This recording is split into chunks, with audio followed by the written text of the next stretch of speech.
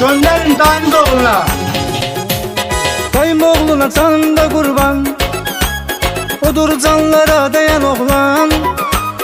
Dayım oğluma canımda kurban, odur canlara değen oğlan. Mənim hər bir sözmə can deyən nə mehriban dayımın oğludur. Mənim hər bir sözmə can deyən o mehriban dayımın oğludur.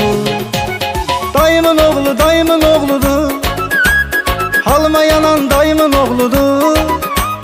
Dayımın oğlu dayımın oğludur, halıma yanan dayımın oğludur. Mənə hər yerdə hər bir işdə olan təkan dayımın oğludur. Mənə hər yerdə hər bir işdə olan təkan dayımın oğludur.